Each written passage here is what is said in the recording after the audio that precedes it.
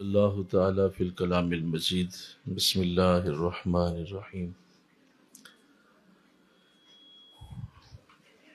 افلا یتدبرون القرآن ام علی قلوب اقفالها صدق اللہ العظیم رب اشرح لی صدری ویسر لی امری واحلل عقدۃ من لسانی یفقہوا قولی ان اللہ وملائکتہ یصلون علی النبی یا ایہا الذین آمنوا صلوا علیہ وسلموا تسلیما۔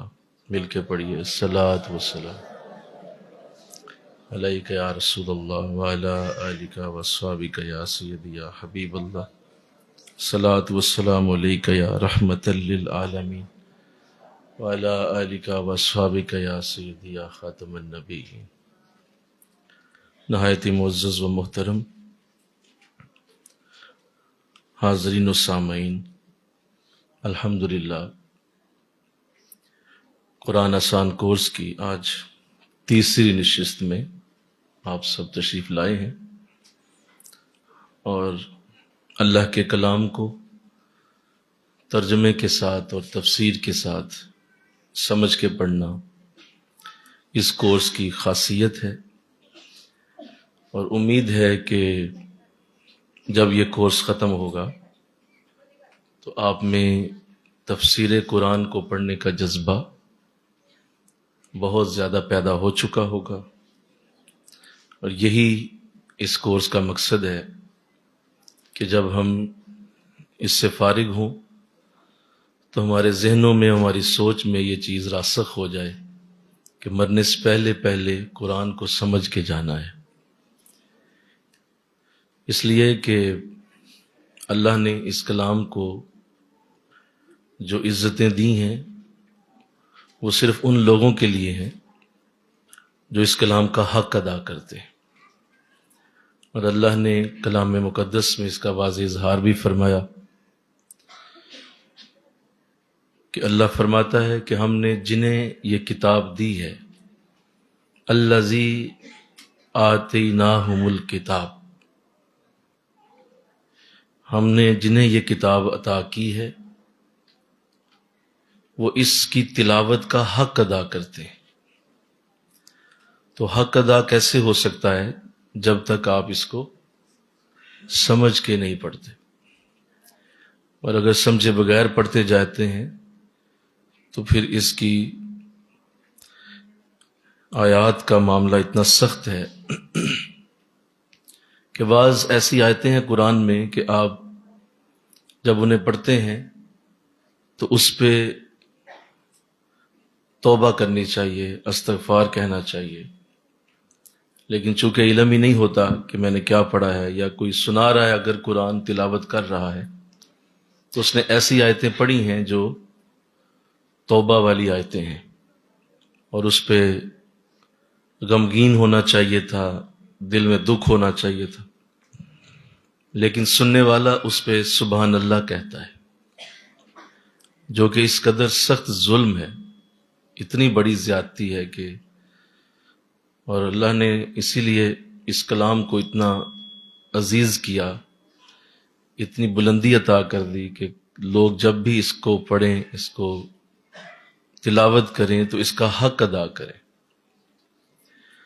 تو اللہ توفیق عطا فرمائے، انشاءاللہ کہہ دیجیے اللہ ہم سب کو توفیق دے، اور ہم زندگی میں اس کوشش میں لگ جائیں کہ جتنا بھی ہو سکے گا قرآن سمجھ کے جائیں گے اور سمجھیں گے، ایک پارہ صحیح، 2 پارے صحیح، 3 صحیح، چند صورتیں صحیح، لیکن کم از کم اتنی توفیق ہوگی کہ مجھے کوئی اگر پوچھے کہ آپ نے قرآن کے لیے کچھ عمل ایسا کیا ہے تو آپ بتا سکیں کہ ہاں فلاں صورت میں نے سمجھی ہوئی۔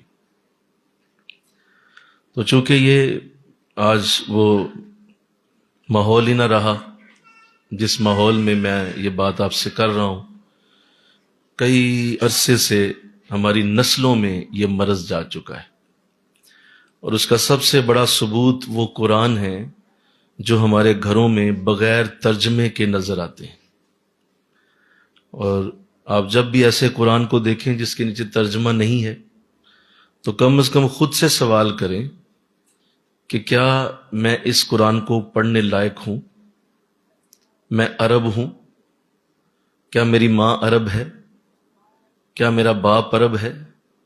کہ اس کے نیچے ترجمہ نہیں لکھا ہوا اور بغیر ترجمے کے میرے سامنے قرآن آ گیا ہے تو اسی طرح میں پڑھنا شروع کر دیتا ہوں. تو اس کا مطلب یہ ہے کہ آپ اس مرض کا شکار ہیں جو کئی سالوں سے ہماری نسل کو لگ چکا ہے کہ قرآن بغیر ترجمے کے سامنے آ گیا اور آپ اسے بغیر ترجمے کے ہی پڑھتے چلے جا رہے ہیں اور آپ کو ذرا بھی اس بات کی ذرا بھی فکر نہیں ہو رہی کہ یہ آیت میں نے پڑھی ہے اس کا معنی کیا ہے. آپ اگلی آیت پڑھ جاتے ہیں، اس پہ بھی ذرا فکر نہیں ہوئی، ذرا دل ڈرا نہیں، ذرا بھی دل میں خیال نہیں آیا کہ میں دوسری آیت پڑھ گیا ہوں اور مجھے بالکل نہیں پتا چلا اس میں اللہ نے کیا کہا ہے. آپ تیسری آیت پڑھ گئے ہیں، چوتھی پڑھ گئے ہیں. جب ایسا انداز ہوتا ہے تو حضور کی حدیث موجود ہے. آقا اسلام نے ارشاد فرمایا، سنیں غور سے، آقا اسلام نے ارشاد فرمایا کہ بعض قرآن پڑھنے والے ایسے ہیں کہ وہ قرآن پڑھتے ہیں اور قرآن ان پہ لعنت بھیجتا ہے. استغفر اللہ، تو سب نے کہہ دی ہے، لیکن دیکھ لیجئے گا آپ کل پرسوں دیکھیے گا آپ کیا کرتے ہیں کہ قرآن ان پہ لعنت بھیج رہا ہوتا ہے اور لعنتیا مجھے بند کر دے، اور بے وقوف آدمی جاہل بند کر دے، میرا تیرے ساتھ تعلق نہیں ہے. چوتھی آیت بھی آپ نے ایسے ہی پڑھ دی، پانچویں پڑھ دی، چھٹی پڑھ دی، پورا رکوع پڑھ دیا محترم نے، بلکہ پوری سورت پڑھ گیا ہے اور ایک لفظ پلے نہیں پڑا. مطلب ایک لفظ بھی پلے نہیں پڑا کہ کیا معنی ہے. اتنا سنگین مذاق آپ دنیا کی کسی کتاب سے کر کے دکھائیں، کوئی کتاب اٹھائیں، آپ میٹرک کی اردو کی کتاب لے آئیں، آپ میٹرک کی میتھ کی کتاب لے آئیں، میٹرک کی آپ سائنس کی بک لے کے آئیں اور آپ بغیر سمجھے اس کا پہلا چیپٹر پڑھ کے دکھائیں. بغیر سمجھے پڑھیں، آپ ذرا اسے بغیر سمجھے پڑھیں. آپ کا ٹیچر آپ کی کھال اتار دے گا، آپ کا پرنسپل اٹھا کے اسکول سے باہر پھینک دے گا، آپ کے والدین آپ چھڑی پکڑ کے آپ کے جسم پہ شاید جو ہے وہ لاشیں ڈال دیں. وہ تو سمجھتا تو ہے کوئی نہیں، کیا پڑھتا چلا جاتا ہے بھائی. استاد تمہیں بار بار کہے، پوچھے، کچھ سمجھتے نہیں ہو، اس سوال کو سمجھو کیا ہے اس کے اندر. یار یہ ظلم صرف قرآن سے ہی کرنا ہے آپ نے، یہ زیادتی صرف قرآن سے ہی ہونی ہے کہ پورا سپارہ پڑھا اور ایک لفظ پلے نہیں پڑا کہ اس کا معنی کیا ہے. کیا میں صحیح کہہ رہا ہوں؟ ذرا سارے بولو نا، ذرا بولو نا، کیا میں صحیح کہہ رہا ہوں؟ ایک لفظ پلے نہیں پڑا، پورا سپارہ پڑھ دیا. اتنی زیادتی قرآن کے ساتھ. اور پھر ایک دن نہیں یار، چلو کبھی جلدی تھی ویسے پڑھ لیا اور کہا چلو ابھی ٹائم نہیں ہے تو کل پرسوں موقع ملے گا تو تسلی سے پڑھوں گا. دوسرے دن بھی ایسے ہی کیا ہے، مہینہ کر دیا ہے، سال گزر گیا ہے، 10 سال ہو گئے ہیں قرآن کے ساتھ ہر روز یہ ظلم کرتے ہو. اور کتنے لاکھوں ایسا روز کرتے ہوں گے. تو کیسے تمہاری زندگی سنورے گی؟ آپ سمجھ نہیں رہے. حضور نے فرمایا کہ تمہاری زندگی قرآن سے جوڑ دی گئی ہے. اس جملے کو گھول کے پیو گے تو پتہ ہوگا، ورنہ مشکل ہو جائے گی. تمہاری زندگی قرآن سے جوڑ دی گئی ہے. ذرا سارے بولو، تمہاری زندگی قرآن سے جوڑ دی گئی. پھر بولو، تمہاری زندگی قرآن سے. اس کو بار بار نا، اس کو تسبیح پہ پڑھو، اس کو تسبیح کے دانوں پہ سبحان اللہ سبحان اللہ کچھ دن چھوڑ دو اور یہ جملہ تسبیح کے دانوں پہ پڑھو. تسبیح پکڑ لو اور ایک ایک دانے کے اوپر یہ پڑھتے رہو بار بار کہ حضور نے فرمایا تمہاری زندگی قرآن سے جوڑ دی گئی ہے، تمہاری زندگی قرآن سے جوڑ دی گئی. یہ تسبیح پڑھو تاکہ شاید کہیں احساس شروع ہو، شاید کہیں احساس شروع ہو اور انسان کہے یار اتنی بار میں نے اپنے آپ کو سنا لیا ہے، کون سا میں کسی کو کہہ رہا ہوں، اپنے آپ کو سنا رہا ہوں، تو کیوں نہیں میں شروع کرتا قرآن ایسے. تو افسوس، صد افسوس، اس امت کا آج حشر آپ کو اس کی وجہ سمجھ آ گئی ہے کہ اس لیے ہے کہ ہم نے قرآن کے ساتھ جو زیادتی کی ہے، ہمارے ساتھ وہی زیادتیاں لوگ کر رہے ہیں، ہمارے ساتھ وہی زیادتیاں قومیں کر رہی ہیں. اسرائیل ہمیں تباہ و برباد کرنے پہ تلا ہوا اور کر رہا ہے. 2-3 ملک صفحہ ہستی سے مٹنے کے قریب آ چکے ہیں، اور ان کو ختم کرنے کے آخری کونے پہ آ گیا، وہ ختم ہو چکے ہیں وہ ملک. بس ان کے نقشے آپ دیکھتے ہیں، کچھ ہی عرصے میں وہ نقشے بھی ختم ہو جائیں گے، اور پھر اگلے ملکوں کی باری آئے گی. جب تک قرآن کے ساتھ ہم صحیح نہیں جڑیں گے، قرآن خود ہمیں تباہ و برباد کر دے گا. یہ بہت بڑا کلام ہے، یہ اللہ کا بہت بڑا نظام ہے، سسٹم. اس کے لیے ہم یہ جو کلاسیں لگاتے ہیں، اسی لیے لگاتے ہیں. اس کے پیچھے شعور ہے، اس کے پیچھے ایک شوق ہے، اس کے پیچھے ایک ذوق ہے، ایک انداز ہے، ایک تڑپ ہے، ایک درد ہے کہ کاش یہ قوم قرآن کو اس طرح پڑھے. اور اسی طرح یہ انشاءاللہ ایسا ہوگا. انشاءاللہ کہہ دیجئے، اللہ توفیق دے دے گا. اگر مجھے ملی، آپ کو بھی ملے گی انشاءاللہ، سب کو ملے گی. جو اس درد کو سمجھے گا وہ ضرور اس تعلیم کو لے جائے اور اس کو آگے پھیلائے گا انشاءاللہ. تو اللہ توفیق دے دے. آج آقا دو جہاں کی شان اقدس میں جو آیت کریمہ میرے سامنے ہے، آپ کے پاس نوٹس موجود ہیں. لیکچر نمبر 3، یہ سورہ فتح ہے اور اس کی آیت نمبر 10 ہے جو میرے سامنے ہے. آپ کے ہاتھوں میں اگر ہیں تو ساتھ ساتھ آیت کو بھی دیکھیں اور آیت کے اوپر نظر رکھیں.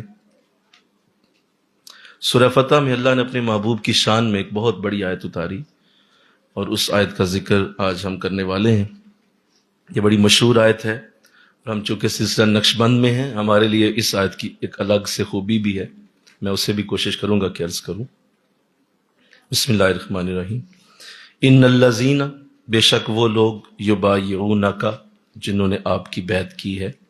انما یبایعون اللہ، یہ وہ ہیں جنہوں نے اللہ ہی کی بیعت کی ہے. ید اللہ فوق ایدیہم، اللہ کا ہاتھ ان کے ہاتھوں کے اوپر ہے. فمن نکس فانما ینکس علی نفسہ، بس جس نے اس بیعت کو توڑ دیا تو اس کے توڑنے کا وبال اس کی ذات پر ہی ہوگا. ومن اوفی بما عہد علیہ اللہ، اور جس نے اس عہد کو پورا کر دیا جو اللہ سے اس نے کیا تھا. فَسَيُؤْتِيهِ أَجْرًا عَظِيمًا، تو اللہ اسے اجر عظیم عطا فرمائے گا.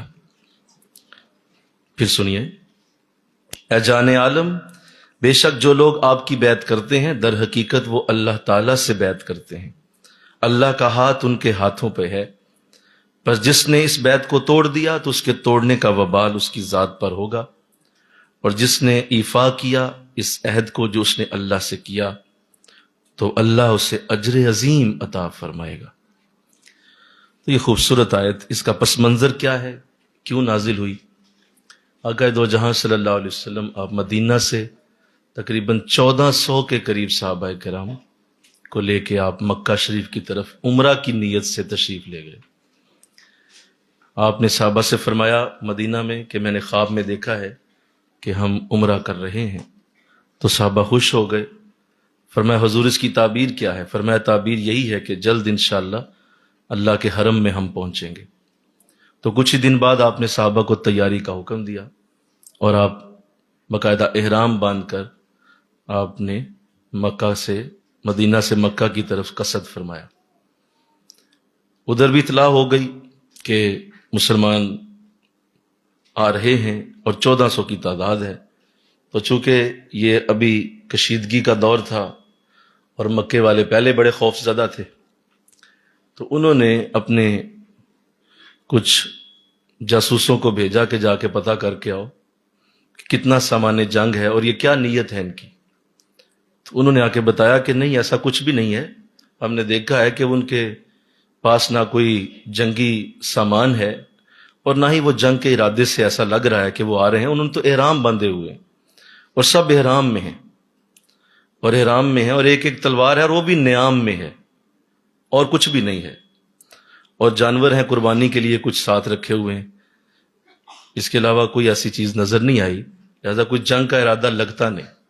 لیکن اس کے باوجود جو ہے سازشی لوگوں نے یہ اس وقت جو ظاہر ہے حضور کا ایک خوف تھا، ایک ڈر تھا کہ پتہ نہیں آ کے کسی اور کو نہ بلا لے، تو انہوں نے روک دیا اور کہا جی ہم آپ کو مکے میں داخلے کی اجازت نہیں دیں گے، آپ مکے میں داخل نہیں ہو سکتے، ایسا نہیں کہ ہم کرنے دیں گے، کوئی پتہ نہیں ہے کہ آپ 1400 ہیں، کہیں کوئی چھپایا ہو اور کل کو جب آپ یہاں پہنچے تو کسی کو آپ نے پہلے سے خبر دی ہو، وہ بھی آ جائے اور مکے پہ حملہ ہو، تو ہم آپ کو مکے میں داخلے کی اجازت نہیں دیں گے۔ آقا اسلام آپ حدیبیہ کے مقام پہ رک گئے اور حدیبیہ میں آپ نے پڑاؤ فرمایا اور وہاں پہ آپ نے پھر مشورہ کیا صحابہ سے، تو صحابہ نے فرمایا حضور کوئی حرج نہیں ہے، ہم جا کے گفت و شنید کر لیتے ہیں، کیونکہ ہم امن میں آئے ہیں، احرام باندھا ہوا ہے، تو لہٰذا ہم جنگ کے ارادے سے تو آئے نہیں ہیں، ہم جا کے گفت و شنید کر لیتے ہیں۔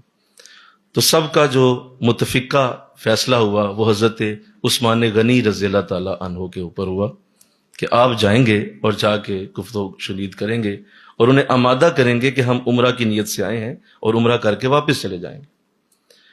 ایسا اس لیے بھی تھا کہ کافی عرصہ ہو گیا تھا حضور مدینہ سے مکہ نہیں تشریف لائے تھے اور کعبہ شریف کی یاد ستاتی تھی اور حضور مکہ کی طرف کھنچتے تھے، چونکہ آپ کا یہ آبائی شہر ہے اور اللہ نے مکہ کو جو عزت بخشی کہ آپ کی ولادت باسعادت بھی مکہ میں ہوئی، تو لہذا آپ بڑی محبت سے مکہ کو یاد کیا کرتے تھے۔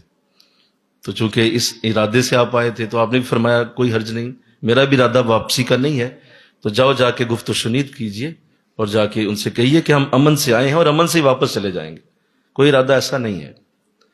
حضرت عثمان غنی رضی اللہ تعالیٰ عنہ تشریف لے گئے اور جب آپ وہاں پہنچے تو جب انہیں علم ہوا کہ عثمان آ رہے ہیں تو سب نے آپ کا والہانہ استقبال فرمایا، کیونکہ حضرت عثمان غنی کی پرسنالٹی، شخصیت ایک بڑی خوبصورت شخصیت کے طور پہ مکے میں جانے جاتی ہے اور ہر ایک کے گھر پہ آپ کے احسانات تھے، کوئی مکے میں گھر ایسا نہیں تھا جس پہ حضرت عثمان کے احسان نہ ہو، ہر ایک کے آپ کام آئے ہوئے تھے، ہر ایک کے ساتھ آپ کا کوئی نہ کوئی مالی معاملہ رہا تھا، لہذا ہر گھر نے آپ کو خوش آمدید کہا اور سب نے کہا کہ آپ تشریف لائیے۔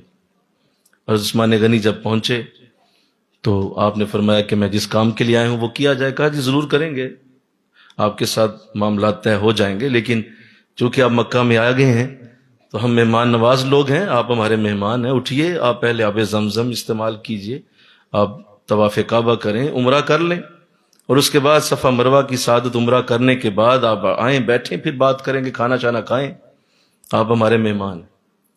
تو حضرت عثمان غنی رضی اللہ تعالیٰ عنہ نے وہاں ایک تاریخی جملہ ارشاد فرمایا، وہ تاریخی جملہ ہے اور ایسا جملہ ہے کہ اس نے بے شمار لوگوں کی اصلاح کی ہے، اللہ کرے ہماری بھی ہو جائے۔ آپ نے ارشاد فرمایا کہ تم مجھے عمرہ کی دعوت دیتے ہو اور طواف کعبہ کے لیے کہہ رہے ہو، وہ میرے سامنے کعبہ بھی ہے، میں حرم میں بیٹھا ہوں، کوئی حرج نہیں ہے، اٹھوں اور طواف بھی کر سکتا ہوں، میرا اپنا شہر ہے، تم سب میرے اپنے ہی لوگ ہو، لیکن اس وقت میں جس شخص کی وکالت کے لیے آیا ہوں وہ پیچھے بیٹھا ہوا ہے، وہ یہاں موجود نہیں ہے، اور وہ محمد رسول اللہ صلی اللہ علیہ وسلم کی ذات کریمہ ہے، ان کے لیے میں آیا ہوں اور وہ میرا رسول پیچھے ہو اور میں اٹھ کے کعبے کا طواف کروں، لوگوں میں اس کعبے کو اپنے نبی کے بغیر دیکھنا بھی پسند نہیں کرتا۔ تو یہ ایک ایسا عقیدے کا جملہ ہے جو اللہ کرے ہماری سوچوں میں کہیں نقش ہو جائے اور ہماری سوچوں میں کسی جگہ یہ جملہ کہیں جا کے لگ جائے اور ہمیشہ کے لیے ہم اس جملے سے مزہ لیتے رہیں کہ وہ کیا ایمان تھا سیدنا عثمان غنی رضی اللہ تعالیٰ عنہ کا کہ لوگوں تم مجھے کعبے کا طواف کرنے کو کہتے ہو، میں تو اسے دیکھنا بھی اپنے نبی کے بغیر پسند نہیں کرتا۔ ہاں وہ آئیں گے تو طواف ہوگا، عمرہ بھی ہوگا، سب کچھ ہوگا، لیکن چونکہ میں ابھی جس مقصد کے لیے آیا ہوں وہ مقصد پورا نہیں ہوا۔ اب یہ معاملہ بھی چل رہا تھا کہ ایک افواہ جو ہے وہ اڑا دی گئی، آپ اندر چلے گئے گفت و شنید کرنے کے لیے، کچھ وقت کے لیے باہر نہ آئے، تو ایک افواہ اڑا دی گئی کہ عثمان غنی شہید ہو گئے اور آپ کو شہید کر دیا گیا۔ اب یہ بات چلتی چلتی وہاں حدیبیہ میں بھی پہنچ گئی، حضور تک بھی بات گئی کہ حضور ایسا ہو گیا ہے، آپ نے تو بھیجا تھا لیکن اس ظالموں نے حضرت عثمان غنی کو شہید کر دیا۔ اب آقا دو جہاں صلی اللہ علیہ وسلم نے اسی وقت صحابہ کو حکم دیا کہ سارے اکٹھے ہو جاؤ۔ اب سارے اکٹھے ہوئے تو آپ نے پھر اپنا دایاں ہاتھ آگے بڑھایا، دایاں ہاتھ آگے بڑھایا، فرمایا کہ یہ عثمان کا ہاتھ ہے، کون اس ہاتھ پہ بیعت کرتا ہے کہ جب تک وہ یہاں سے عثمان کا قتل کا بدلہ نہیں لے کے جائے گا، وہ جائے گا نہیں، وہ یہاں مجھ سے بیعت کرے کہ ہم عثمان کے قتل کا بدلہ لیے بغیر اب یہاں سے نہیں جائیں گے۔ سارے صحابہ بڑھ چڑھ کے آگے نکلے اور ایک ایک کر کے سب نے حضور کے ہاتھوں پہ ہاتھ رکھا۔ اب وہ جو ہاتھوں پہ ہاتھ رکھا جا رہا تھا وہ اتنا خوبصورت عمل تھا کہ اللہ نے اس کو قرآن کے اندر درج فرما دیا، اور یہ وہ آیت ہے جو اس عمل کے پس منظر میں اتاری گئی۔ جب وہ ہاتھوں پہ ہاتھ رکھے جا رہے تھے تو اللہ کو یہ عمل بڑا پسند آ رہا تھا، یہ ایک دوسرے کے ساتھ محبت کا طریقہ اور ایک اپنے بھائی کی قتل کے لیے اکٹھا ہونا اور کہنا کہ نہیں خبردار کس نے ایسا کیا ہے، ہم بدلہ لیے بغیر نہیں جائیں گے، تو اللہ کو یہ عمل بڑا پسند آیا۔ تو ساتھ ہی قرآن میں آیت اتری کہ لوگوں سن لو ان الذین یبایعونک، بے شک یہ کر تو بیعت آپ ہی کی رہے ہیں، ذرا دھیان سے سننا، اب ذرا سینہ تھام لو، کر تو بیعت یہ آپ ہی کی رہے ہیں، ان الذین یبایعونک، یہ بے شک یہ وہ لوگ ہیں جو آپ کی بیعت کر رہے ہیں، یبایعون اللہ، یہ اللہ سے بیعت کر رہے ہیں۔ کیا اللہ وہاں تھا؟ کیا اللہ کے ہاتھوں پہ بیعت ہو رہی تھی؟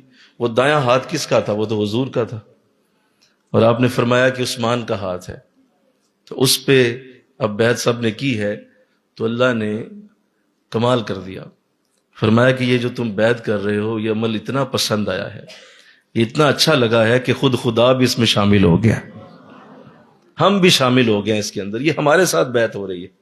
ید اللہ فوق ایدیہم، جب وہ سارے ہاتھ رکھ دیے گئے نا تو حضور نے اپنا بایاں ہاتھ اٹھایا اور اوپر رکھ دیا، اور یوں درمیان میں صحابہ کے ہاتھ ہیں اور اندر سب سے اوپر حضور کا ہاتھ ہے، تو اللہ نے وہاں پھر دوبارہ کہا ید اللہ فوق ایدیہم، اللہ کا ہاتھ سارے ہاتھوں کے اوپر ہے۔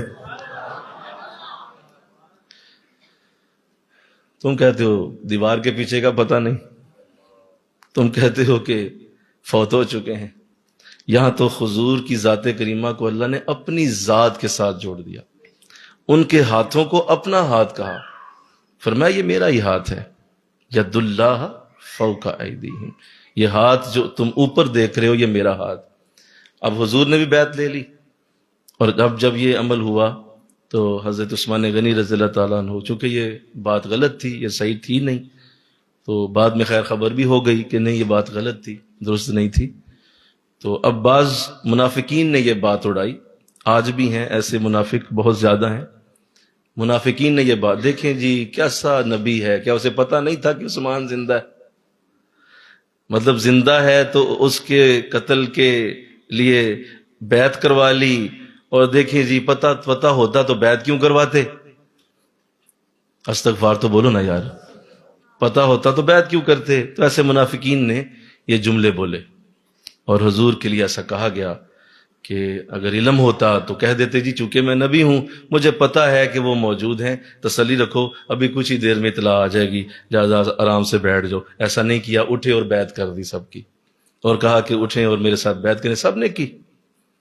تو ان سے پھر علماء اور آج تک جو ظاہر ہے مفسرین بے شمار، پھر ظاہر ہے اس کی تفسیر کرنے والے، اور آج بھی بے شمار لوگ اس طرح کی گفتگو کرتے ہیں کہ آقا دو جہاں کا علم جو لدنی ہے، جو اللہ نے آپ کو خاص علم عطا کیا ہے، اس حوالے سے گفتگو کی جاتی ہے کہ شاید نہیں پتا تھا عثمان غنی کے قتل کا اور بعد میں علم ہو گیا، تو چلو تھوڑی دیر کے لیے ویسے بس سمجھانے کے لیے کہ ہم مان لیتے ہیں کہ حضور کو نہیں پتا تھا، چلے مان لیا، کیا اللہ بھی نہیں جانتا تھا؟ ید اللہ فوق ایدیہم کیا ہے؟ اللہ کو تو پتا تھا نا کہ عثمان زندہ ہیں، مل کے کہو نا سبحان اللہ، اللہ تو جانتے تھے نا کہ عثمان زندہ ہیں، تو ید اللہ فوق ایدیہم، اللہ کا ہاتھ تمہارے ہاتھوں کے اوپر ہے، اللہ بھی بیعت کر رہا ہے، استغفر اللہ کو نہیں پتا تھا کیا؟ نہیں، جب اللہ آزماتا ہے نا تو پھر پتا ہوتے ہوئے بھی نہیں پتا چلتا، پھر آزمائش ہوتی ہے، لہٰذا وہ آزمائش کے لیے ایسا ماحول بنائے گا کہ دیکھیں کون اس وقت حضور کے ساتھ کھڑا ہوتا ہے اور کون کھڑا ہوتا ہے اور واقعی اس آزمائش کے وقت میں قریب آتا ہے اور وہ کہتا ہے کہ نہیں ہم بھی حاضر ہیں، بے شک ایک تلوار لے کے آئے ہیں لیکن جا کے لڑیں گے عثمان کے لیے۔ تو یہ پیر بھائیوں کی محبت بھی ظاہر ہوتی ہے، اس مل کے کہو نا سبحان اللہ، پیر بھائیوں کا پیار ظاہر ہوتا ہے، پیر بھائیوں کی محبت ظاہر ہوتی ہے، ایک دوسرے کے ساتھ ایک اٹوٹ رشتہ ظاہر ہوتا ہے کہ اگر اسے نقصان ہوا ہے تو ہم سب کا نقصان ہے، لہذا ہم کسی صورت واپس نہیں جانے والے۔ اور کئی اس آیت سے فائدے ہو گئے۔ ایک تو یہ کہ منافقین بھی کھل کے سامنے آئے، بولو منافقین سامنے آ گئے، حضور کی شان کریمہ ابھر کے سامنے آئی کہ اللہ نے ان کے ہاتھوں کو اپنا ہاتھ کہہ دیا۔ اور قرآن میں ایک اور جگہ بھی ارشاد فرمایا، جب آقا دو جہاں صلی اللہ علیہ وسلم بدر کے میدان میں تھے تو آپ نے کنکریاں اٹھا کے تو کافروں کی طرف جب پھینکی تو قرآن نے اس عمل کو بھی بڑا پسند فرمایا کہ میرے نبی نے کنکریاں اٹھا کے کافروں کی طرف پھینکی ہیں، تو فرمایا کہ وَإِذْ رَمَيْتَ إِذْ رَمَيْتَ وَلَكِنَّ اللَّهَ رَمَى، ارے نبی وہ جو آپ نے کنکریاں پھینکی تھی وہ آپ نے تو نہیں پھینکی تھی، وہ تو اللہ نے پھینکی تھی۔ تو وہ تو حضور نے پھینکی، کہا نہیں آپ نے نہیں پھینکی، وہ میں نے پھینکی۔ اللہ، تو اللہ کی ذات کریمہ حضور کے ساتھ، اللہ یہ خدا تو نہیں ہے لیکن خدا سے جدا بھی نہیں ہے، یہ خدا تو نہیں، ذرا بول دو یار، لیکن خدا سے جدا بھی نہیں ہے۔ ہم یہ نہیں کہتے کہ آپ خدا ہیں، لیکن ہم یہ بھی نہیں کہتے آپ خدا سے جدا ہیں، ایسا نہیں کہتے ہم۔ لہذا یاد رکھیے کہ یہ دونوں ذاتیں علیحدہ ہی ہیں لیکن دونوں کی مرضی ایک ہے، دونوں کا منشا ایک ہے، دونوں کا مقصد ایک ہے۔ تو چونکہ حضور وہی کر رہے تھے جو اللہ چاہتا ہے، تو اللہ نے فرمایا کہ میرا ہاتھ تمہارے ہاتھوں کے اوپر ہے۔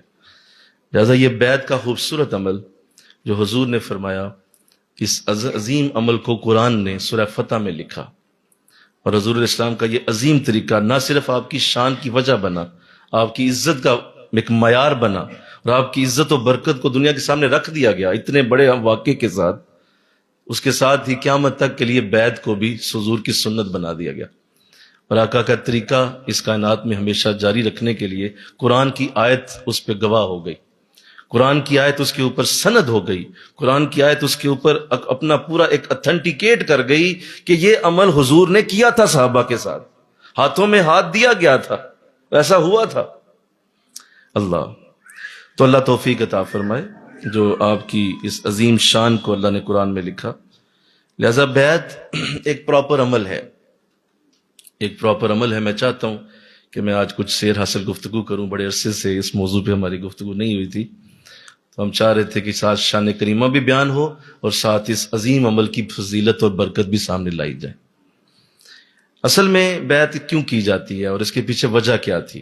اگر حضور ویسے ہی کہہ دیتے صحابہ کو تو کیا ٹھیک نہیں تھا؟ بولو، آپ ویسے ہی کہہ دیتے کہ بھائی سارے تیار ہو، سب نے جانا ہے مکہ اور ہم نے بدلہ لینا ہے، تو صحابہ کہہ دیتے کہ ٹھیک ہے حضور ہم تیار ہیں، لیکن آپ نے ہاتھوں میں ہاتھ کیوں دیا؟ وہ عمل کیوں کروایا گیا؟ اس کا مطلب ہے کہ وہ کچھ مس کرنے کا تعلق تھا، کچھ مس کرنا تھا، بولو جوڑنا تھا کچھ ہاتھوں کے ساتھ، ورنہ زبان سے بات ہو سکتی تھی اور حضور کہتے صحابہ مان لیتے، لیکن آپ نے ایسا نہیں کیا، آپ نے ہاتھوں سے ہاتھوں کو مس کروایا۔ اب یہ جو برکت ہے اس کو قرآن نے بیعت کا لفظ کہا، اور بیعت یہ بیع سے ہے، با یا اور عین، اس کا مطلب ہے خرید و فروخت، کچھ چیز خرید لی جاتی ہے اور کچھ فروخت کی جاتی ہے، اسے بیعت بولتے ہیں۔ یعنی جب کوئی شخص اپنی ذات، اپنی مرضی، اپنا ارادہ کسی کے حوالے کر دے اور اس سے جنت کا وعدہ لے لے تو اسے بیعت کہا جاتا ہے۔ کیا کرے بولو؟ اپنی مرضی، اپنا ارادہ کسی کے حوالے کرے اور کہے کہ میرا ارادہ آپ کی طرف، میری مرضی آپ کی طرف، اور آپ مجھے کیا دیتے ہیں؟ تو وہ کہتے ہیں جی میں اس کے بدلے تمہیں جنت دوں گا، جنت کا وعدہ ہے تیرے ساتھ، اکیلا جنت میں نہیں جاؤں گا جب تک تو میرے ساتھ نہیں ہوگا، تو اسے بیعت کہتے ہیں۔ یہ ایک پراپر عمل ہے، یہ ایک پراپر طریقہ ہے جو حضور کی بارگاہ سے ہمیں نصیب ہوا اور اللہ نے اسے جاری و ساری فرمایا، آج تک جاری ہے اور انشاءاللہ قیامت تک جاری و ساری رہے گا۔ تو انسان کی باطنی بیماریوں کی شفا کے لیے بیعت کی جاتی ہے۔ انسان کو باطن کی بیماریاں لگتی ہیں نا، غصہ ہے، حسد ہے، غیبت ہے، لالچ ہے، تکبر ہے، شہوت ہے، بہت ساری بیماریاں انسان کے جسم کے روح کے اندر، اس روح کی بیماری کو ٹھیک کرنے کے لیے بیعت کی جاتی اللہ۔ تو لہٰذا اگر کوئی ایسا نہ کرے اور خود ہی اپنی دوائی لے لے، بولو کیا کرے؟ خود ہی اپنی دوائی لے لے تو اس کا مرنا آسان ہو جاتا ہے۔ میڈیکلی بھی اگر آپ خود اپنی دوائی لیں گے تو جلدی مر جائیں گے آپ۔ کیوں؟ کیونکہ آپ کسی سے مشورہ نہیں کر رہے، کسی پراپر ڈاکٹر سے آپ نے وہ نہیں لکھوائی تھی، آپ نے خود لے لی جا کے، تو آپ کا مرنا آسان ہے۔ ایسے ہی جو باطنی بیماریوں کا علاج بھی خود ہی شروع کر دے، اس کی باطنی موت جلدی ہو جاتی ہے۔ خود ہی ذکر شروع کر دے، خود ہی وظیفے شروع کر دے، خود ہی جو ہے فلاں وظیفہ شروع کر دیا، فلاں نام شروع کر دیا۔ اللہ کا ہر نام ایک دوائی کی طرح ہے، ایک میڈیسن ہے، اور اس کو آپ بغیر پوچھے استعمال کریں گے تو ہو سکتا ہے وہ آپ کے لیے اس وقت موجود ہی نہ ہو، اس کی ضرورت ہی نہ ہو، اس کے لیے وہ اس کی موجودگی کی ضرورت نہیں۔ اللہ نے اسی لیے ہر نام اپنا علیحدہ برکت کے ساتھ رکھا۔ رحیم اور ہے، بولو رحمان اور ہے، کریم اور ہے، جلیل اور ہے، ودود اور ہے، اسی طرح قہار اور ہے۔ قہار کہتے ہیں غضب اتارنے والا، غصہ کرنے والا قہار۔ اب یہ نام اپنی الگ تاثیر رکھتا ہے، جلیل علیحدہ تاثیر رکھتا ہے۔ اسی طرح اللہ کا نام علیم ہے، بولو اس کی تاثیر علیحدہ ہے۔ تو ہر نام کی تاثیر علیحدہ رکھی گئی ہے، تو اگر بغیر پوچھے کوئی استعمال کرے گا تو اس کی تاثیر علیحدہ ہو جائے گی، جلدی روحانی موت واقع ہو جائے گی۔ اللہ ایسے ہی ہم نے اکثر ڈاکٹر دیکھے ہیں، میں یہ بات کر دوں کہ جب وہ خود بیمار ہو نا تو خود دوائی نہیں لیں گے، جا کے کسی اور ڈاکٹر کے پاس جائیں گے اور جا کے اس سے کہیں گے کہ ٹھیک ہے میں بھی ڈاکٹر ہی ہوں، لیکن چونکہ آپ اس وقت طبیعت میری خراب ہے تو آپ بتائیے کیا مسئلہ ہے مجھے۔ تو وہ ڈاکٹر ہو کے کسی اور ڈاکٹر کے پاس چلا جاتا ہے، تو اس کا مطلب ہے کہ انسان کو کسی نہ کسی کی ضرورت ہوتی ہے، جب تک وہ اسے صحیح مشورہ نہ دے وہ اس کی دوائی ٹھیک نہیں ہو سکتی۔ تو یہ کیسے پتا چلے گا کہ ہم مریض ہیں؟ بڑی اہم بات، ہم روحانی طور پہ بیمار ہیں، یہ کیسے پتا چلے گا؟ جسمانی بیمار تو پتا چل جاتا ہے، بولو کیسے پتا چلتا ہے؟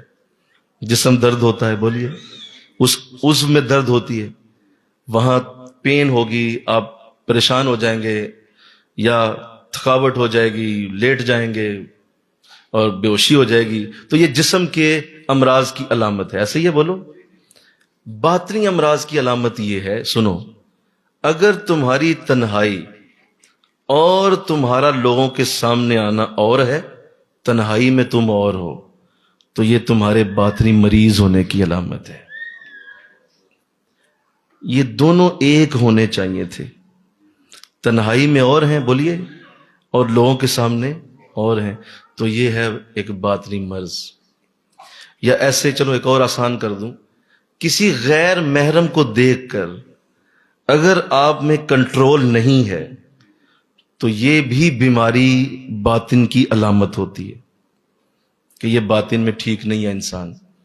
اب آپ اندازہ کریں یہاں کتنے بیمار پھر رہے ہیں، تو ان سب کو ٹھیک کس نے کرنا ہے؟ کیا خود ٹھیک ہو سکتے ہیں؟ کیا خود آپ یہ عمل کر سکتے ہیں؟ تو یہ دو میں نے آپ کے سامنے علامتیں رکھ دی، ان دونوں علامتوں کو ہمیشہ اپنے اندر دیکھتے رہیے، اور دیکھتے رہیے کہ اگر ایسا ہے تو اس کا مطلب میں ابھی ٹھیک نہیں ہوں۔ خلوت اور جلوت ایک ہونی چاہیے، مل کے کہو سبحان اللہ، بولیے خلوت اور جلوت ایک ہونی چاہیے۔ اور اسی طرح کوئی بھی آ جائے سامنے تو ایک دیوار کی طرح انسان ہو، اور انسان اسی طرح اپنے آپ کو سنبھال سکے جس طرح وہ اکیلا ہے تو سنبھلا ہوا ہے۔ تو اگر ایسا ہو جائے تو اس کا مطلب اب تم باطنی طور پہ تندرست ہو چکے ہو اور تجھے کوئی فرق نہیں پڑتا۔ اللہ تو اللہ توفیق عطا فرمائے۔ یہ بیعت کی جو اصل برکتیں ہیں جو قرآن کی آیت سے ہمیں ملی۔ پھر اگلی بات سمجھ لیجئے کہ وہ جو روحانی علاج کرنے والا ہوتا ہے اسے مرشد کہتے ہیں، جو جسمانی علاج کرتا ہے اسے ڈاکٹر کہتے ہیں، اور جو روحانی علاج کرے اسے مرشد کہتے ہیں۔ بھئی مسئلہ کیا ہے تمہیں؟ سادی سی بات ہے، جو جسمانی علاج کرے اسے ڈاکٹر کہہ دیتے ہیں، جو روحانی علاج کرے اسے مرشد کہہ دیتے ہیں۔ تو ایسے جیسے ڈاکٹر جو ہے وہ کسی یونیورسٹی سے باقاعدہ وہ ڈگری لیتا ہے اور جاتا ہے 4 سال 10 سال 6 سال پڑھتا ہے، اور پھر اسے یونیورسٹی کہتی ہے کہ آپ واقعی ڈاکٹر ہیں، تو پھر تو ٹھیک ہے۔ اور پھر وہ ڈاکٹر جو ہے وہ ہاؤس جاب بھی کرتا ہے، اور اس کے بعد اس کو یہ اتھینٹیکیٹ کر دیا جاتا ہے کہ اب آپ اپنا کلینک کھول سکتے ہیں، اور اب آپ کسی ہاسپٹل میں جائیں لوگوں کا علاج کریں، آپ کی ہاؤس جاب بھی ہو گئی اور آپ کی یونیورسٹی بھی پوری ہو گئی۔ تو اسے گورنمنٹ الاؤ کرتی ہے کہ وہ جا کے علاج کرے، اس سے پہلے اگر وہ بیٹھے گا تو چھاپا پڑے گا اس پہ. بولو اس پہ کیا ہوگا جی؟ چھاپا پڑ جائے گا اور اس کو پکڑ کے لے جائیں گے کہ نہ تو تیرے پاس ڈگری ہے نہ تو کسی سے پڑھا ہے, تو کیسے یہاں کلینک کھول کے بیٹھ گیا. تو بالکل اسی طرح کوئی اللہ والا کسی کو کئی سال تربیت دے, کئی سال تربیت دے, اس کو باطنی امراض کے سارے اتار چڑھاؤ سمجھائے, اور وہ پوری طرح جان لے کہ کب کسی کو کون سا اگر باطنی مرض لگا ہو تو اس کی کیا دوائی اور کیا اس کا علاج ہوتا ہے, اور پھر وہ شخص اسے باقاعدہ خلافت بھی دے اور اس کو یہ اجازت دے کہ اب جاؤ جا کے تم بھی لوگوں کو اللہ اللہ کراؤ, لوگوں کو بیعت کرو. پھر وہ جا کے بیعت کرتا ہے اور اس کی بیعت میں اثر پیدا ہوتا ہے. تو یہ ایک پراپر نظام ہے جو پیرالل چل رہا ہے, ادھر جسمانی نظام کے ساتھ اور ادھر روحانی نظام کے ساتھ. یہ بالکل پیرالل ہے, یہ بالکل ایک جیسا ہی ہے. ہاں ادھر روحانی طور پہ علاج ہوتے ہیں بولو, اور ادھر جسمانی علاج ہوتے ہیں. تو یہ دونوں ایک ہی چیز ہیں. اللہ. تو اس لیے جس طرح آپ ظاہر ہے کسی ڈاکٹر کے پاس جائیں گے, دھیان سے سنیے یہ بات, کسی ڈاکٹر کے پاس آپ جائیں گے تو آپ کو وہاں جا کے وہ ایک کاغذ کے اوپر آپ کے نام وغیرہ لکھتا ہے, رجسٹریشن آپ کی جاتی ہے, آپ کی ایج کیا ہے, بلڈ پریشر کیا ہے, اس وقت آپ کا جو ہے وہ بی پی لیول کیا ہے, اس وقت ٹیمپریچر کیا ہے. تو وہ پوری طرح لکھتا ہے کہ نہیں لکھتا؟ بولو سارے. وہ پورا طرح لکھتا ہے, آپ کا پورا جانچ کرتا ہے, اور پھر آپ کا نام, آپ کا جو ہے وہ آپ کا پچھلا ریکارڈ کیا ہے وہ سارا دیکھتا ہے, اور پھر آپ کی رجسٹریشن کر کے اپنے پاس رکھ لیتا ہے, اور کہتا ہے جی اب آپ میرے مریض ہیں, 6 ماہ یہ دوائی کھائیں, 6 ماہ یہ کھائیں, اب آپ کا کورس شروع کرتے ہیں ہم. تو رجسٹریشن مکمل ہو گئی. ایسے ہی جب کوئی مرشد کے پاس آتا ہے تو وہ اس کو بیعت کرتا ہے تاکہ اس کی رجسٹریشن میرے ساتھ ہو جائے اور پھر میں اس کا پراپر علاج شروع کر سکوں. مسئلہ کیا ہے اس میں؟ آسان کر دیا میں نے, بولو نظر. رجسٹریشن ہے نا, بیعت. آ جائیں, تسلی کریں, اب بیٹا آپ ہمارے زیر علاج ہیں, لہذا آئیں اور اپنا علاج شروع کرائیں تاکہ آپ کے جتنے بھی روحانی امراض ہیں وہ ٹھیک ہوں, اور ہم تمہیں اس طرح بنا دیں کہ کل حشر کے دن جب تم اللہ کے سامنے جاؤ تو اللہ نے فرمایا کہ اس دن تمہیں کوئی شے فائدہ نہیں دے گی, نہ مال نہ تمہاری اولاد. ہاں تمہیں ایک پاک دل فائدہ دے جائے گا وہاں پہ. وہ پاک دل جو لائے گا نا وہ تمہیں فائدہ دے گا. تو وہ پاک دل کرنے کے لیے کسی پاک دل والے کے پاس بیٹھو گے تو پاک دل ہوگا نا. تو قرآن کہہ رہا ہے کہ پاک دل لاؤ گے تو فائدہ لے لو گے مجھ سے. تو وہ پاک دلی کہاں سے آئے گی جب تک وہ رجسٹریشن نہیں ہوگی, وہ بیعت کا عمل نہیں ہوگی. تو اللہ سمجھنے کی توفیق دے.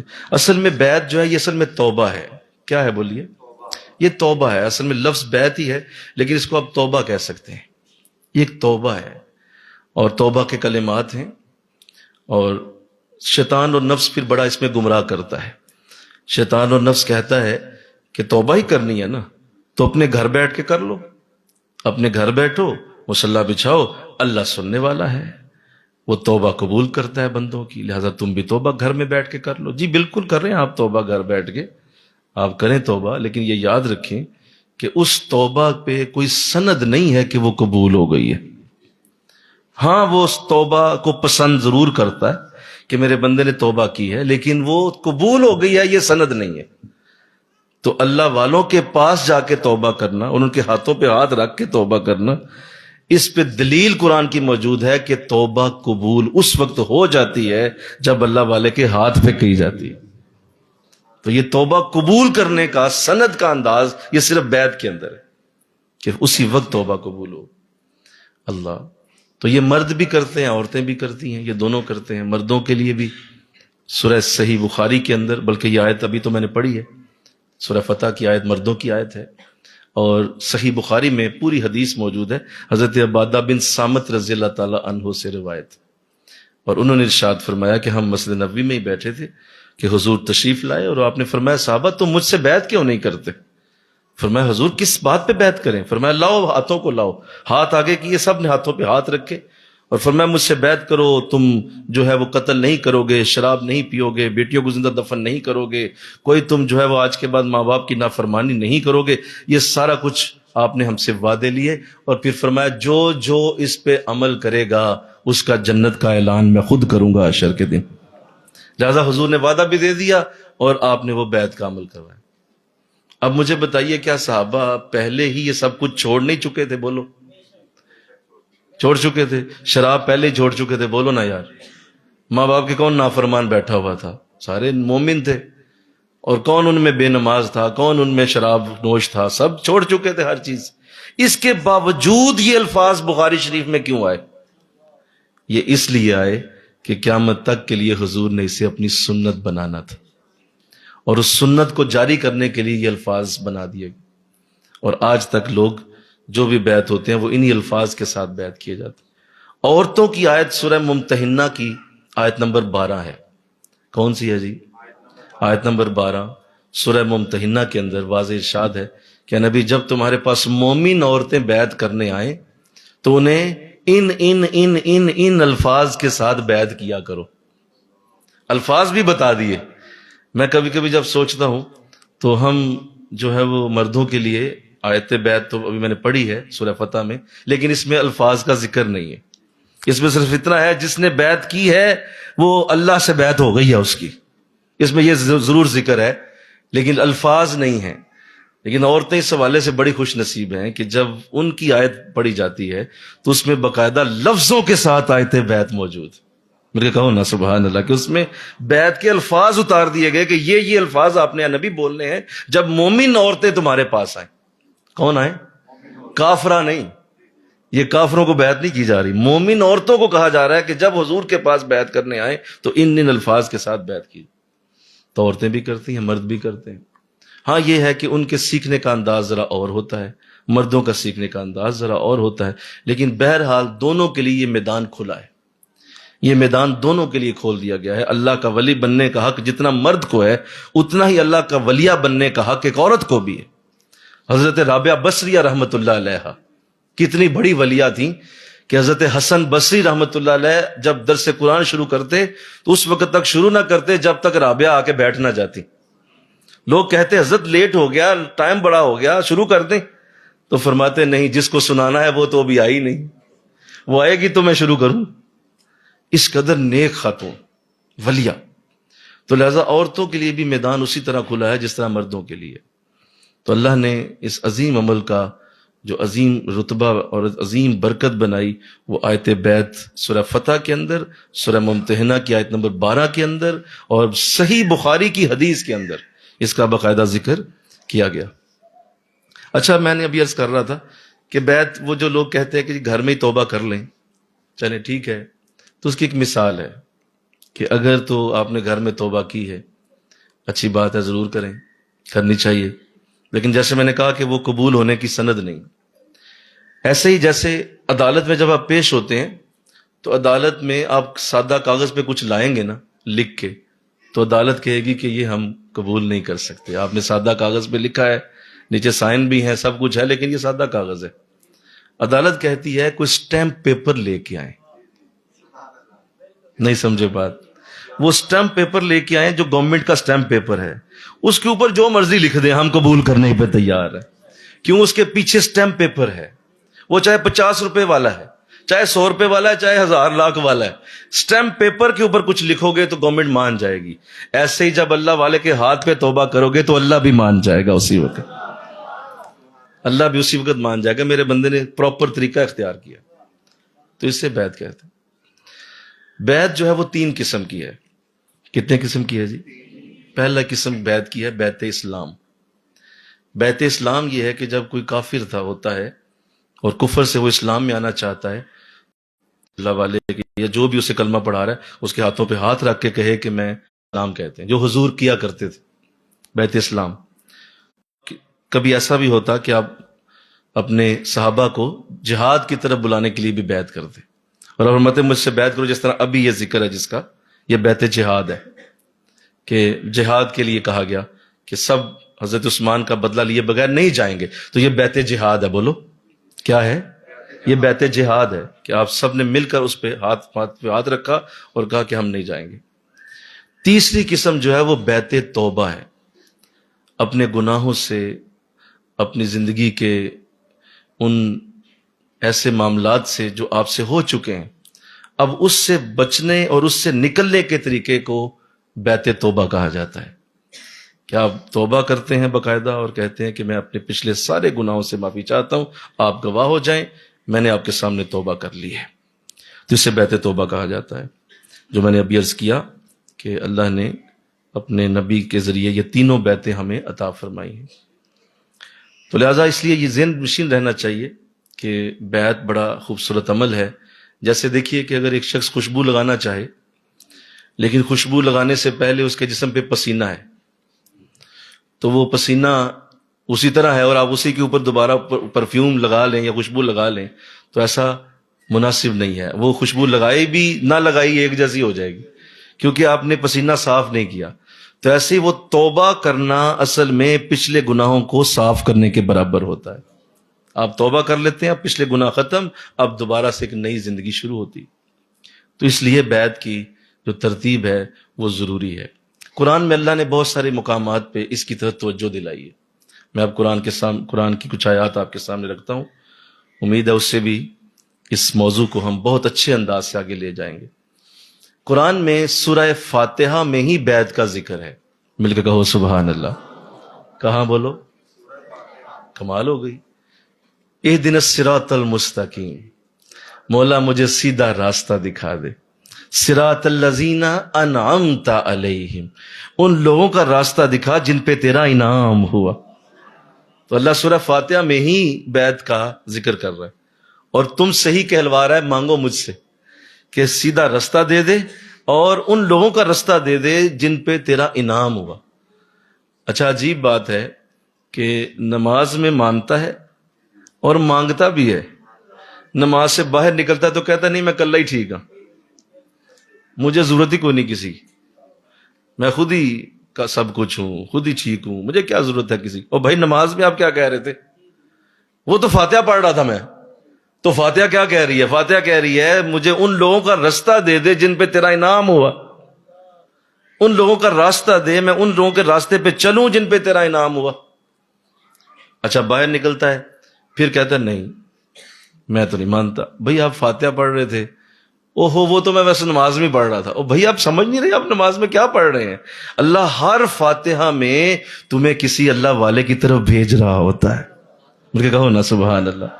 ہر فاتحہ میں 2 رکھتے ہیں 2 بار اللہ بھیجے گا، 4 رکھتے ہیں بولو نا سارے 4 بار بھیجے گا. سارے دن میں 47 رکھتے پڑھی جاتی ہیں. 47 بار تم ہر روز اللہ والوں کا راستہ مانگتے ہو بھائی، اور باہر نکل کے کہتا ہے میں نہیں مانتا. عجیب آدمی ہے یار، تیری عقل پہ ماتم ہی ہونا چاہیے. اور کہاں سے پڑھا تو نے، اور کس نے تمہیں پڑھا دیا ہے؟ تمہیں سمجھ نہیں آ رہی کیا پڑھ رہے ہو قرآن میں. ہر فاتحہ کے اندر تم سے یہی دعا اللہ کرا رہا ہے کہ شاید کبھی اس کو سمجھ آئے، لیکن نہیں. لیکن میں اس پہ ایک بات کر دوں کہ یہ خوش نصیبوں کا راستہ ہے. ہاں مجھے کہو سبحان اللہ بولو. یہ عام لوگوں کا ہے نہیں. چلو فاتحہ میں اللہ نے پڑھا دیا سب کو، اس کے باوجود یہ خاص لوگوں کا راستہ ہے، اس کے باوجود یہ خاصوں کا معاملہ ہے، یہ عام لوگوں کا نہیں ہے. اللہ نے اسے خاص ہی رکھنا ہے اور خاص ہی رکھے گا، ہمیشہ ایسے رہے گا.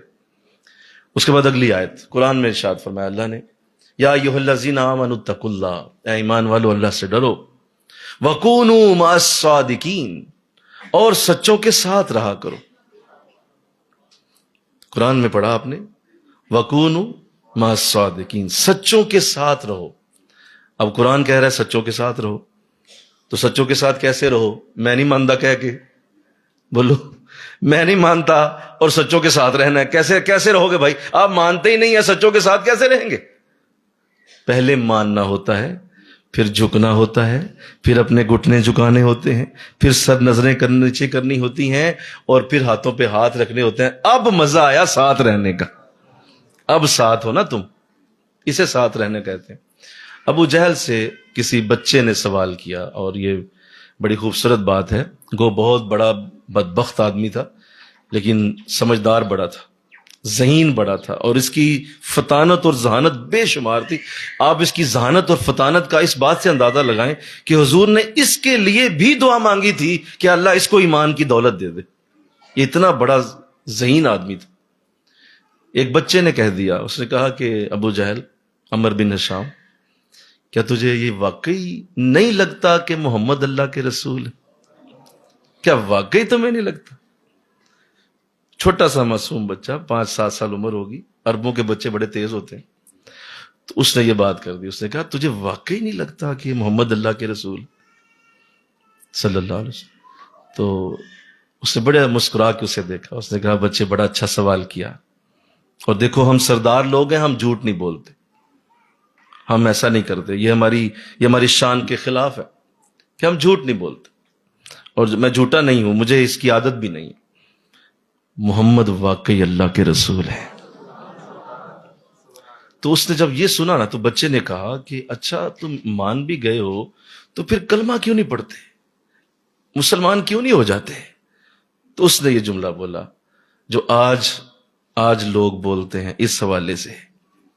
اس نے کہا کہ اس لیے میں نہیں ایمان لاتا کہ اگر میں نے کلمہ پڑھ لیا تو جب مجھے محمد کے آگے جھکنا پڑ جائے گا صلی اللہ علیہ وسلم، کیونکہ میں نے دیکھا ہے کہ ان کے صحابہ ان کے آگے سروں کو جھکا لیتے ہیں۔ یہ مجھ سے نہیں ہو سکتا، اس سردار کی گردن نیچے نہیں آئے گی، چاہے کٹ جائے لیکن میں اسے نیچے نہیں آنے دوں گا۔ اور ایسا ہی ہوا، جب بدر میں مرنے لگا اور اس کو یقین آ گیا کہ اب میرا خاتمہ قریب ہے، تو اس نے کہا کہ اے مجھے مارنے والے ذرا گردن سے ذرا نیچے کر کے وار کرنا، لمبی گردن سردار کی نظر آنی چاہیے۔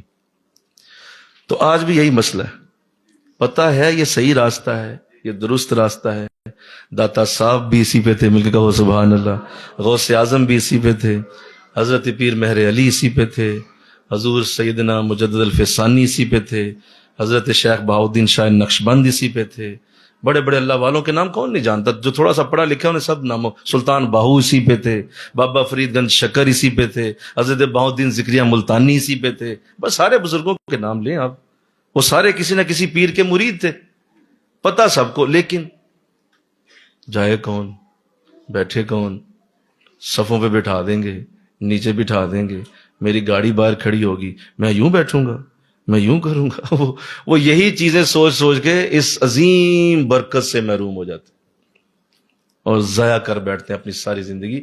میں قرآن کی ایک اور آیت آپ کے سامنے رکھتا ہوں، اور دیکھیے اس میں اللہ نے کیا خوبصورت انداز بیان کیا، اس میں اللہ نے واضح کر دیا، قرآن میں وہ مکالمہ موجود ہے شیطان کا اور اللہ کا، اس میں اللہ واضح فرماتا ہے کہ بدبختہ تو دور ہو جا، تو رجیم ہے، تو خبیث ہے، تو مردود ہے، میرے دربار سے نکل جا، تو نے آدم کو سجدہ نہیں کیا، دفع ہو جا۔ اب اس نے اللہ سے کچھ باتیں کی ہیں، میں وہ توجہ چاہتا ہوں۔ اس میں پہلی بات اس نے یہ کی کہ آپ مجھے نکال رہے ہیں، وعدہ کریں کہ اب قیامت تک آپ مجھے نہیں چھیڑیں گے، میں آپ کے بندوں کو گمراہ کروں گا، ہر صورت کروں گا، آپ مجھے کچھ نہیں کہیں گے، وعدہ آپ کریں گے تو نکلوں گا۔ اللہ نے فرمایا جا تجھے دیا وعدہ، جس کو چاہے گمراہ کر لے، جا تیری کھلی چھٹی ہے۔ تو اس نے کہا ٹھیک ہے، اب دوسری بات میں کر کے جاتا ہوں، اس لیے کہ یہاں پہ واپس اب میں نے نہیں آنا، اس دربار سے آج میری آخری حاضری ہے۔ تو آخری بات جو اس نے اللہ سے کی تھی وہ اللہ والوں کے حوالے سے کی تھی، آئے ہائے، آخری بات اللہ سے کی اور اللہ والوں کے حوالے سے کی۔ کیسا وہ، میں سمجھتا ہوں ہے تو بدبخت اور مردود ہی، لیکن اللہ والوں کی شان بلند کر گیا۔ اور میں نے ایک جملہ پڑھا ہے شاید کے نیچے، میں اس مفسر پہ قربان جاؤں، وہ کیسی سوچ رکھتے ہیں۔ انہوں نے کہا کہ میں اس بات پہ جب سوچتا ہوں نا کبھی کہ اس شیطان جاتے ہوئے اللہ والوں کی شان بلند کر گیا، تو پتہ نہیں اس بات کا حشر کے دن اللہ اسے کوئی فائدہ ہی نہ دے دے، کوئی فائدہ ہی نہ دے دے کہ یہ اللہ والوں کی جاتے جاتے شان بلند کر گیا۔ کیا شان بلند کر گیا؟ اس نے کہا کہ سنو مولا، میں آج کے بعد نہیں آنے والا یہاں، لیکن تیرے کچھ ایسے بندے ہوں گے جو میرے قبضے میں نہیں آ سکتے، وہ میرے نرغے میں نہیں ہوں گے، میں جتنا بھی ان پہ زور لگاؤں گا، میں جتنا بھی کوشش کر بیٹھوں گا، وہ میرے نرغے میں کبھی نہیں آئے۔ لہذا آج ہی مان کے جاتا ہوں، ان کے سوا تیرے کسی بندے کو نہیں چھوڑوں گا، تیرے ہر بندے کو گواہ کروں گا، اس کو پوری کوشش کروں گا کہ اس کو دوزخ کی تہوں تک لے جاؤں، لیکن وہ بندے آج ہی بتا رہا ہوں میرے نرغے میری کوشش کے باوجود نہیں آ سکیں گے۔ اے اللہ تو انہیں خود محفوظ کر چکا ہے، میں جانتا ہوں، مل کے کہو نا سبحان اللہ۔ تو یہ شان کی آیتیں شیطانوں کا باپ بھی مان گیا۔ تو کیا چیز ہے جو تو آج ان کو ناپتا پھرتا ہے اور ٹیسٹ کرتا پھرتا ہے؟ اللہ والوں کو نا لوگ ٹیسٹ بھی کرتے رہتے ہیں، اچھا آج جا کے دیکھتا ہوں کیا بولتے ہیں، اچھا آج جا کے دیکھتا ہوں کیا کیا کہتے ہیں، آج دیکھتا ہوں کیا کر رہے تھے، آج دیکھتا ہوں کس طرح پڑھ رہے تھے، کس طرح بول رہے تھے، کس طرح بیٹھے ہوئے چیک کرتے پھرتے ہیں بے وقوف۔ اور یہاں تو شیطان کا باپ بھی پناہ مانگ گیا بھائی، وہ کہہ گیا کہ ان لوگوں کو میں نہیں، ان کے قبضے میں نہیں آ سکتا، یہ اور چیز ہے، اور تم جو ہے وہ سمجھتے ہو کہ تم انہیں جان پاؤ گے، تو ایسا نہیں ہوتا۔ تو اللہ والوں کا اقبال بلند کرنے میں شیطان بھی شامل ہو گیا، مل کے کہو نا سبحان اللہ۔ یہ کیسی عزت ہے، کیسی شان ہے۔ تو اللہ نے کمال برکت دی اس عمل کو، کمال رحمت فرمائی، اور آج تک دنیا میں جتنے بھی نیکوں کے راستے پہ چلے ہیں وہ اسی راستے کے ساتھ جاری ہوئے، وہ اسی راستے کے اوپر رہے۔ الحمدللہ کہو جنہیں اللہ نے یہ راستہ عطا فرمایا، الحمدللہ۔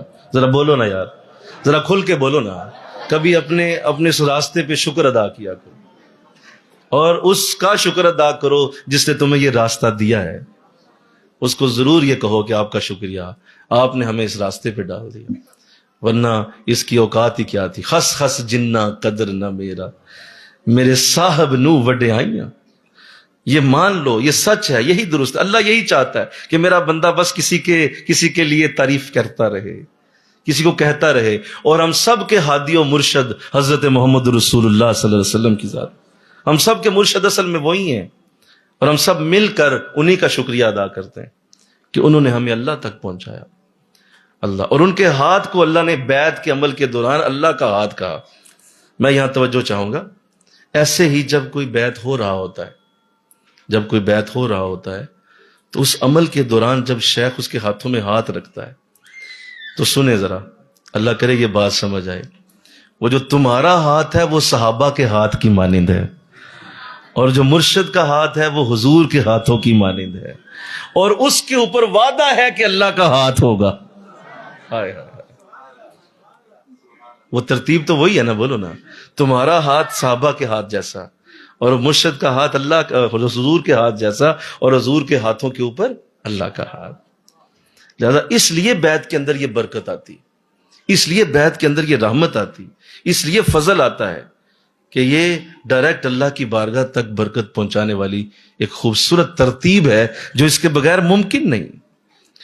اللہ، تو آئیے اپنی گردن میں کسی کا پٹا ڈال لیجئے، کبھی ایسے نہ رہیے گا، بے نسبتیں نہ رہیے، انشاءاللہ کہو نظر سارے، ہم نسبت والے ہیں، ہم اپنی نسبت کو اور مضبوط کر رہے ہیں، ہم بے نسبت نہیں رہیں گے انشاءاللہ، اپنی نسبت کو اور مضبوط کیجئے، بے نسبتیں نہ رہیے، کسی کا پٹا اپنے گلے میں رکھیے، بلکہ آپ گلیوں میں دیکھتے ہوں گے بہت سارے کتے پھرتے ہیں بغیر پٹے کے، اور جو بغیر پٹے کے پھرتا ہے لوگ قتل کر مار دیتے ہیں اسے، لیکن جس کے گلے میں پٹا ہوتا ہے نا، لوگ کہتے ہیں نہیں لگتا کسی کے گھر کا ہے، اسے چھوڑ دو، جانے دو، خود ہی چلا جائے گا اپنے گھر، اسے کچھ نہیں کہتے۔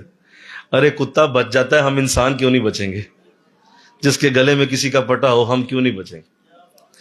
تو اس لیے کبھی ایسا رسک نہ لینا لائف میں، سنو، رسک نہ لینا اس کے بغیر، یہ رسک کی لائف ہے، پتہ نہیں کب موت آ جائے، پتہ نہیں کب موت آ جائے۔ میرے حضرت اللہ ساری رحمتیں ہمارے شیخ پہ نازل فرمائے، آپ ایک بات جب کیا کرتے تھے نا تو بڑا ہی مزہ آتا تھا بیعت کے حوالے سے، کبھی آپ یہ بات کرتے تھے، کرتے رہتے ہیں کبھی، تو دوبارہ کبھی سننے کی توفیق ملے انشاءاللہ، دوبارہ ملے، وہ بڑی خوبصورت بات کیا کرتے ہیں۔ وہ کہتے ہیں کہ چلو ساری چیزیں چھوڑو یار، باقی چیزیں چھوڑ دو، ایک چیز ایسی ہے جو بیعت کا ایسا فائدہ ہے جو تمہیں ضرور اس بات کی طرف راغب کر دے گا کہ اس سے بڑی کوئی چیز نہیں۔ فرمایا وہ ایسا فائدہ، وہ کیا ہے کہ جب کوئی فوت ہونے لگتا ہے تو ایک طرف شیطان پوری کوشش کرتا ہے کہ اس کا ایمان لے جائے، وہ ضرور کوشش کرتا ہے، آخری دموں تک آئے گا، آخری نرخرے تک، جب تک تمہارے نزع کا عالم تمہارے اوپر آئے گا، اس وقت شیطان کھڑا ہوگا اور تمہارے ایمان کو لینے کی پوری کوشش کرے گا۔ اور ایک طرف تو وہ کوشش کرے گا، دوسری طرف رب پوری کوشش کرے گا کہ میرا بندہ ایمان لے کے دنیا سے جائے۔ اور جب بندہ ایمان لے کے دنیا سے جائے تو اس کے لیے اللہ فرماتا ہے، اللہ قرآن میں فرماتا ہے، اس کا باقاعدہ ذکر ہے کہ تمہارا امام جو ہے اس کو تم پہ متعین کر دیا جائے گا اور تمہارے قریب لایا جائے گا، اور کہا جائے گا دیکھ تیرا امام تیرے سامنے ہے، اس کو دیکھ کے کلمہ پڑھ کے تو میرے بارگاہ میں آ جاتا۔ تو ایمان کی ضمانت شیخ کے ساتھ مرتے دم میں ہوتی ہے۔ یہ چھوٹا ہے کرم، بولو نا ذرا، باپ نہیں آئے گا تیرے سامنے، اس موت کے وقت میں بھائی نہیں آئے گا، خیال کے اندر ماں نہیں آئے گی، خیال کے اندر تیرا کوئی دوست نہیں آئے گا، اس خیال کے اندر تیرا مرشد ہی آ سکتا ہے وہاں، اور وہ تجھے اس وقت بتائے گا بیٹا کلمہ پڑھ کے جا یہاں سے۔ اور کئی گواہ ہیں اس پہ، بے شمار کتابیں لکھی گئیں، جو لوگ نزع کے عالم میں تھے ان کے شیخ آئے اور انہوں نے آ کے ان کو کلمہ پڑھا کے تو دنیا سے رخصت کیا۔ کئی مثالیں موجود ہیں۔ تو مجھے بتائیں، دنیا جیسی گزری، سوکھی گزری، گیلی گزر گئی، نمکین گزر گئی، میٹھی گزر گئی، لیکن مسئلہ آخری وقت کا ہے، بولو نا، اصل مقام آخری وقت کا ہے، وہ جو آخری ٹائم آنے والا ہے اس وقت کیا ہوگا، وہ اصل برکت ہے، اور وہاں شیخ کام آئے۔ میں اکثر صدقات کرتا تھا، حضور یہ بس اس پہ وعدہ کریں، تو آپ فرماتے ہیں بیٹا وعدہ پہلے کیا ہوا ہے، دوبارہ کر لیتے ہیں، آئیں گے انشاءاللہ اس وقت تمہارے پاس، ضرور آئیں گے، تسلی رکھو۔ اور یہ وعدہ ہم سے جب انہوں نے کیا تو میں نے کہا حضور یہی وعدہ باقیوں کو بھی نہ دے دوں؟ فرمانے لگے جس کو چاہے دے دو، ہم ضرور آئیں گے تمہارے پاس، ضرور۔ لجپال پریت نو توڑ دے نہیں، جدی باں پھڑ لین پھر چھوڑ دے نہیں، کبھی آؤ تو صحیح ان محفلوں کی طرف، فقیروں کی صحبت بڑی چیز ہے، دماغوں سے آؤ دلوں کی طرف، فقیروں کی صحبت بڑی چیز ہے، کبھی آؤ تو صحیح ان محفلوں کی طرف۔ یہ ہیں اللہ والے، یہ دیتے ہیں سب کچھ، یہ ہیں اللہ والے، بولو، یہ دیتے ہیں سب کچھ، مگر ان سے لینے کا چاہیے ڈھب کچھ، بہت جانچ لیتے ہیں دیتے ہیں تب کچھ۔ اس وقت دیں گے جب تمہارے لیے جانچ پوری ہو جائے گی۔ ہمارا پکا مرید ہے، کہیں نہیں جاتا۔ تو یہ نہ ہو کہ کوئی ادھر جا رہا ہے، کوئی ادھر جا رہا ہے، کوئی ٹیل میل یقین ہوتے ہیں نا بعض موسمی پرندے، کبھی اٹھ کے ادھر اڑ کے چلے گئے، کبھی اٹھ کے اڑ کے وہاں چلے گئے، ایسا انداز نہیں ہونا چاہیے۔ ایک ہی در کے رہو اور مضبوط رہو۔ اور میں نے وہ کئی بات سنائی، آخری بات مولانا روم رحمۃ اللہ علیہ نے وہ خوبصورت بات لکھی مثنوی شریف میں۔ آپ فرماتے ہیں کہ ایک بکری جو ہے وہ ریوڑ کے ساتھ جا رہی تھی اپنے، تو تھوڑا بچھڑ گئی، پیچھے رہ گئی جنگل میں، تو ایک دلدل راستے میں آئی تو وہ اس میں پھنس گئی۔ اب دلدل کے اندر وہ گر گئی۔ اب جب گری تو بیچاری کوشش کرے، لیکن دلدل اس کو اندر کھینچے اور کھینچے اور کھینچے، اسے لگا کہ لگتا ہے کہ میں نہیں نکل پاؤں گی، اس نے اپنے آپ کو چھوڑ دیا اور انتظار کرنے لگی کہ چلو تھوڑی دیر میں ہو سکتا ہے کوئی معاملہ بنے، میں نکل ہی جاؤں۔ ابھی تھوڑی دیر گزری تو ایک بھیڑیا جو ہے وہ بھی ادھر آ نکلا، اس نے دیکھا کہ بھیڑ جو ہے وہ دلدل میں پھنسی ہوئی ہے، تو اس نے کہا کہ آسان ہے شکار یہ تو میرا۔ وہ بھاگتا ہوا اس نے نکالنے کی جب کوشش کی تو وزنی تھا، تو وہ بھی دلدل کے اندر گھس گیا۔ اب وہ بھی ڈوبنے لگا، مرنے لگا۔ تھوڑی دیر گزری تو بھیڑ جو ہے وہ ہنسنے لگی، اونچی اونچی کہہ کے لگا رہی ہے، ہنس رہی ہے۔ تو بھیڑیا کہتا ہے، مولانا روم لکھتے ہیں، بھیڑیا کہتا ہے کہ مر تو بھی رہی ہے، مر میں بھی رہا ہوں، تو ہنسنے والی کیا بات ہے؟ اب بات بڑے غور سے سننی ہے، ہنسنے والی کیا بات ہے اس میں؟ تو بھیڑ نے کہا ہنسنے والی بات اس لیے ہے کہ ابھی تھوڑی دیر میں میرا مالک گھر جائے گا اور وہ بکریاں گنے گا، ایک بکری کم ہوگی تو وہ ضرور آ کے مجھے ڈھونڈ کے نکال کے لے ہی جائے گا، تیرا کیا بنے گا؟ تیرا نہ کوئی والی نہ تیرا وارث، اس لیے ہنس رہی ہوں کہ ابھی تھوڑی دیر میں تو چلی جاؤں گی، تیرا کیا بنے گا؟ تو ایسے ہی ہم انسانوں کو مولانا روم فرماتے ہیں، ہمارا اگر کوئی والی وارث ہوگا نا تو وہ ہمیں دوزخ سے نکال ہی لے گا، ایک دن وہ نکال ہی لے گا۔ اور اگر جس کا کوئی نہ ہوا تو بتاؤ اس کا کیا بنے؟ اس لیے یہ بڑی رسکی لائف ہے، اس کو اپنی دماغ سے نہیں دل سے سوچو۔ دماغ کہے گا یہ وہ ادھر ادھر دائیں بائیں بھاگے گا، دماغ کو چھوڑو، دل سے بات سنو، دل کے اندر لے کے جاؤ، اور کبھی نہ ایسی زندگی گزارنا، خود بھی، اپنے بہن بھائی، اپنے بیوی بچے، اپنے عزیز، جہاں تک تمہیں، جس سے تمہیں محبت ہے نا، اسے کہو آؤ تمہیں کسی ایسی جگہ چھوڑ آؤں جہاں تیرا دین بھی محفوظ ہو جائے، جہاں تیرا ایمان بھی محفوظ ہو جائے۔ یہی ان سے محبت کی علامت ہے۔ تو اللہ اس کی توفیق عطا فرمائے۔ آقا دو جہاں کی شان کریمہ بھی بیان ہوئی، اور ساتھ جو ہے وہ ہماری نسبت اور ہمارا سلسلہ اور ہمارے سلسلے کی برکت بھی اس میں اللہ نے ہمارے سامنے رکھی ہے۔ اللہ سمجھنے کی توفیق عطا فرمائے۔ وما علینا الا البلاغ۔ آمین۔ اللہم صلی سیدنا و مولانا محمد وعلی آل سیدنا و مولانا محمد وبارک وسلم۔ الہ العالمین قبول فرما۔ تیرے مولا قرآن کی برکتیں جس طرح ہمیں مل رہی ہیں، جو تو ترتیب چاہتا ہے اسی ترتیب سے ہم چل رہے ہیں۔ اللہ اپنی رحمت فرما، آج کی گفتگو سے ہمارے دلوں کو روشن فرما، منور فرما۔ تیرے قرآن کی آیت، تیرے نبی کی شان اور محبت رسول کا یہ الگ انداز جو آج ملا، اللہ قبول فرما۔ الہ العالمین ہم سب کو اپنے اعلیٰ بندوں میں شامل فرما اور ہماری نسبت کو مضبوط بنا۔ مولا ہمیں اس نسبت کے ساتھ زندگی اور موت عطا فرما، ہماری نسبت مضبوط رہے، ہماری نسبت پکی رہے، اور ہماری نسبت میں مولا اور زیادہ برکتیں پیدا کر دے۔ یہ تمام ساتھی سلامت رہیں جو صاحب نسبت ہیں، اور جو صاحب نسبت نہیں ہیں اللہ انہیں جلد کسی کا در عطا فرما، جلد کسی کا در عطا فرما۔ مولا کسی کا در دے دے، کسی کے در کے غلام بنا دے، کسی کے در کے حقیر اور مولا کمی بنا دے، اللہ ہمیں نوکر اور خادم بنا دے۔ اللہ قبول فرما۔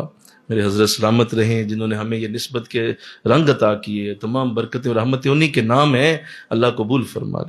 جو دل میں دعا لے کے ساتھی بیٹھے ہیں، بچیاں بیٹھی ہیں، مولا ان سب کے دلوں کی دعائیں قبول فرما لے۔ استغفر اللہ ربی من کل ذنب واتوب الیہ، لا حول ولا قوۃ الا باللہ العلی العظیم، وصلی اللہ تعالی رسول خیر خلقہ محمد وآلہ وصحبہ اجمعین۔ السلام علیکم ورحمۃ اللہ وبرکاتہ۔